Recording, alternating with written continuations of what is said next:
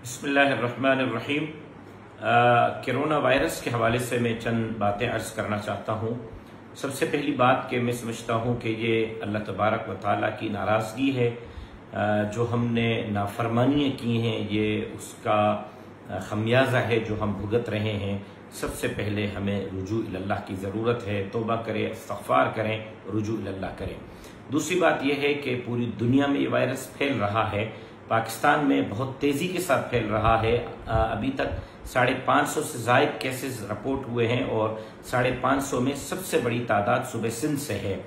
इस हवाले से मैं सूबे सिंध में बसने वाले लोगों के खिदमत में दरख्वास्त करूँगा कि हुकूमत सिंध और डॉक्टरों की तरफ से होने वाली हिदायत पर मुकम्मल अमल दरामद करें, एहतियात करें, अपने आप को, अपने घर को, अपने अड़ोस पड़ोस को साफ सुथरा रखें, हिफाजती तदाबीर अपनाएं और डॉक्टरों के हिदायत के मुताबिक अमल करें।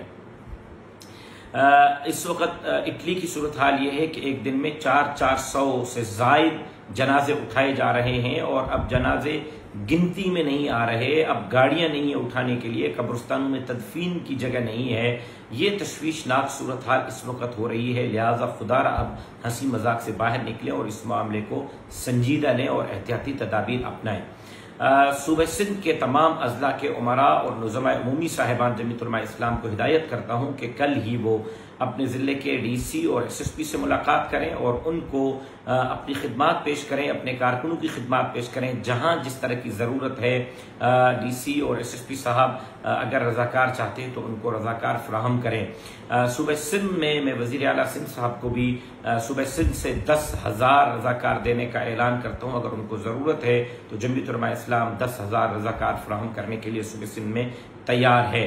और आखिरी बात यह अर्ज़ करना चाहता हूँ कि सक्खर में या लाड़काना में या जहाँ जहाँ भी मराकज़ कायम किए गए हैं वहाँ भी जमीयत उलमा इस्लाम के कारकुन पहुँचें, वहाँ मरीजों का ख्याल रखें, खाने पीने की अशिया वहाँ तक पहुँचाएं और लॉकडाउन की वजह से जिन लोगों के घरों के चूल्हे बुझ रहे हैं उनके राशन का भी इंतज़ाम करें। ज़िली सतह पर जमातें मुतहर्रिक हों और हंगामी तौर पर ज़िली सतह पर जमातें अपने अपने ज़िलों के अंदर इक़दाम करें ताकि ज़्यादा से ज़्यादा लोगों को रिलीफ पहुँचाया जा सके।